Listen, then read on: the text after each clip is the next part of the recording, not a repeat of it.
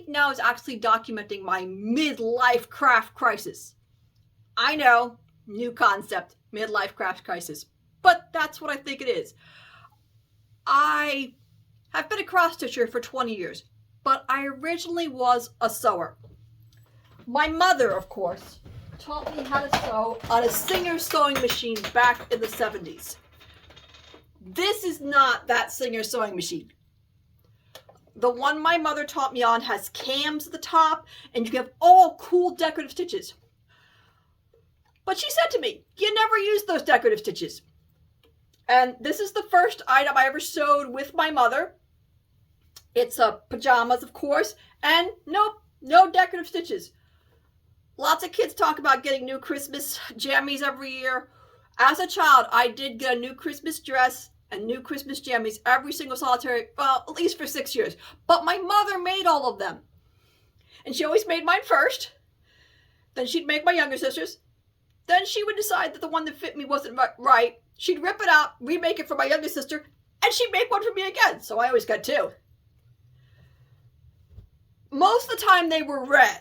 This is one of the few exceptions. If you ever wonder why I love green, this is it. And why my sister loves red. Hers was red. But again, no decorative stitches. And my mother's had, I remember she had a duck stitch. So when I got married and I moved into my own house, I lost access to my mother's sewing machine. And I only used the machine once a year or so. I made a jumper, I've made a skirt. I'll have a whole other video on those at some point in time, maybe later.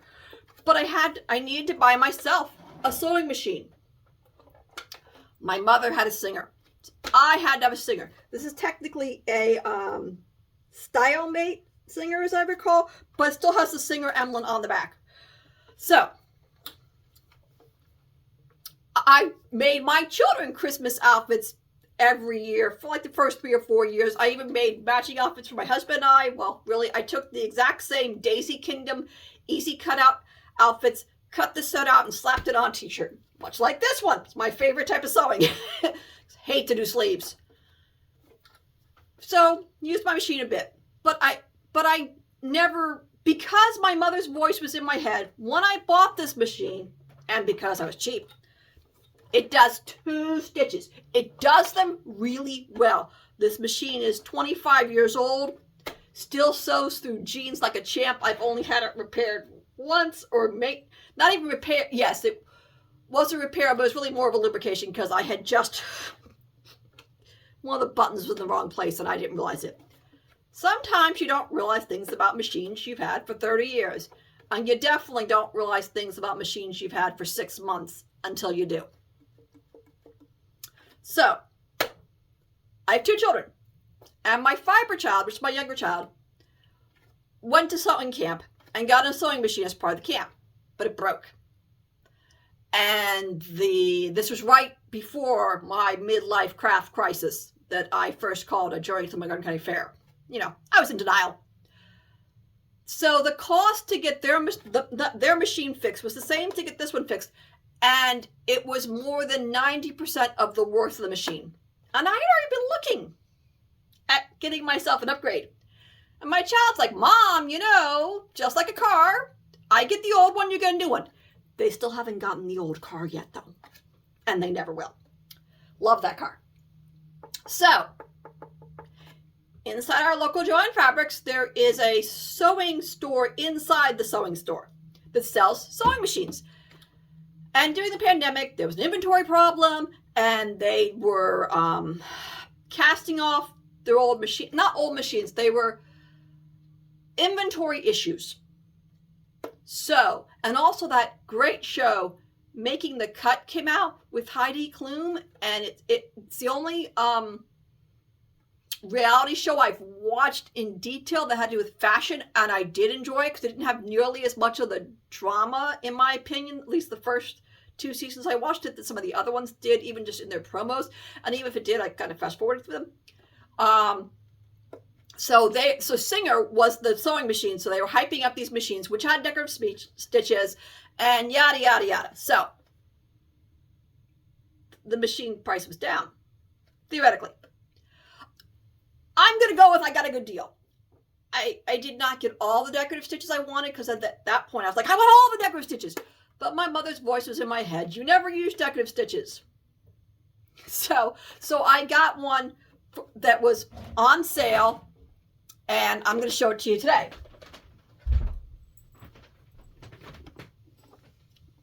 So again, it's a Singer. And hopefully in the camera you can see the stitching area, right? The stitches that are here. These are the decorative stitches that it shows you. And I've had this machine about 6 months. And part of my crisis, I found out about quilting, my midlife craft crisis, and then I found out about this thing called crazy quilting. And in crazy quilting with your machine, you use all your decorative stitches. Okay. Decorative stitches do not come out like regular stitches. If I had planned this better, it would be great. But sometimes if you plan too much, or at least I plan too much, I never actually start something. I just decided to go for it. And that's what I did. I should have planned it better, because it was when I was going to avoid certain decorative stitches because I didn't like them. I was like, didn't think I liked them. So I did this block first, and I had skipped all the stitches like this. Then I decided that I liked those stitches. So I went back yesterday and ripped out the stitches here so that I can have stitches like that nature there. Wow, that took forever. Once you put a decorative stitch in, it's in forever. Maybe that's the real reason my mother avoided decorative stitches. So anyways, and of course my mother is going to be the victim of my decorative stitch experiment, because it's all about skiing and what have you. So this is what I was working on. And it's funny, now that I'm past the Montgomery County Fair, I'm still looking for various things. And I decided to join Quilt Guild. And the first meeting I went to the Quilt Guild, they were actually giving a talk on using your decorative stitches by Kathy Bard. She gave a great speech. I really enjoyed it. And she said the thing you have to do is to create a binder where you experiment with your decorative stitches and you write numbers underneath them, like I've done here. And you're supposed to play with the length, because the way my machine changes its decorative stitches is it has 2 modes. Now I unplugged it so you can't see it, but if I press this button, in the upper mode it's in like standard sewing machine mode, and the bottom mode switches you to the decorative stitches, and another mode even switches you down to the alphabet, which you can't see because it went off the screen. And see, you can change the stitch length and width with these 2 buttons. And this is how you pick your stitch. So I didn't imagine that I would ever be making a binder and putting the stitches next to them. You never know what you're going to do. I didn't know a year ago I was going to be buying a new machine. Here she is. So I'm playing lottery, Russian roulette, just taking a stitch that seems pretty and slapping it down here. And then I just happened to notice that the number 4 was missing on the second set of stitches. I was like, that's hysterical. So I posted that on Facebook. Of course, when I posted that on Facebook, people came up with numbers other than the number 4. My mother, of course, she came up with 2 numbers other than number 4 that were missing. And I'm like, oh, wow. Are there secret stitches on this Singer sewing machine? So, as suggested, put a 3, you're supposed to use stabilizers behind decorative stitches? Oh well. And I put together a sandwich, which is, this is 3 pieces of material. So at least in that case, I was going to be practicing on the same type of things I'd be using this on. And I stitched number 3. I stitched number 4, and it's different. And 5, and then I noticed 6 was missing. It's really not that much different than 7. And I was like, oh my gosh, this is so unbelievable. What more stitches came missing? My mother's thinking, well, why didn't you check the manual? New machines do not come with printed manuals. I printed the manual. New machines, they've become just like cars. They turn out a new one every year. So they don't give you a detailed manual. It goes through the basic one. And there's not even an appendix because I have no idea, actually. And I even went looking for a demo YouTube on this machine and was not able to find it. And maybe I'll make a more detailed one, or maybe I won't. Who knows? Because this is a combo machine. It is a C7920Q. The C is for computerized. The Q is for quilt. And that's actually why I got this machine. It's the best bang for your buck. It has the regular stitches that a person needs, you know, straight and zigzag and buttonholes if you're sewing stuff. And then it does have the decorative stitches, and then it has the ABCs. Cool. Which, when I went to that quilting meeting, all the people who were longtime members, they had quilted themselves these cool name tags, and they had all used the stitching on their machine to do that. So it's in my next list. This machine came with all these feet, but not this cool case to keep it in. I MacGyvered a case that I had. You can see I cut down some pieces. And I wish it had a good manual so I would know how to use all these feet. I mean, obviously the buttonhole foot.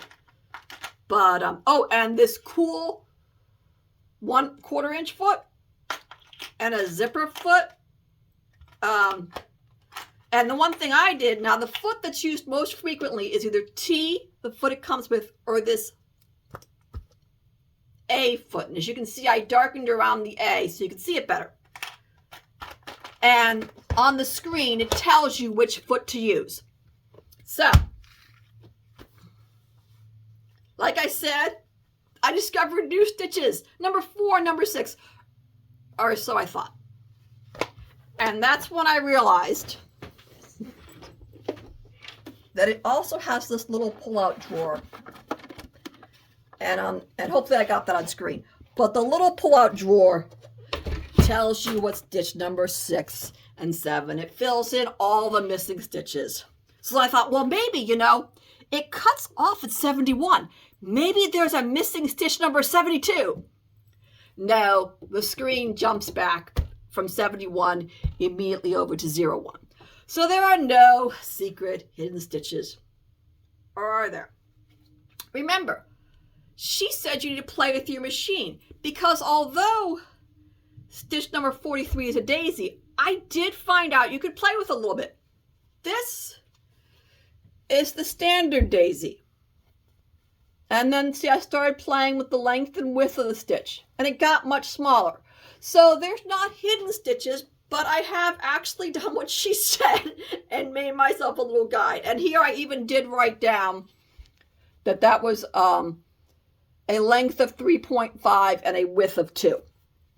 So I have a lot more to do here if I choose to do it, which I probably won't do today, because at this point in time, I'm just more like a child. Pick a stitch and go. And my poor mother will be the victim of yet another one of my sewing experiences. This one, unfortunately, as far as I'm concerned, that's the way up, because I finally started ornamenting the snowman. I wasn't paying attention, and the skiers on the back are upside down. But she's my mother. She'll love it anyways. And it's the backside. And it's just a crazy quilt. A little bit more crazy than I intended it to be. But, you know, I am having a really good time using lots of decorative stitches, and I hope to continue to do so in the future. So unfortunately, the answer is no. There are no hidden stitches on the Singer C7920Q. But there are a lot of stitches that you can change to what you want them to do. So I hope you've enjoyed this floss tube. It's a little bit of a letdown for me, but you know, it was still an adventure. I hope you have a great sewing adventure today.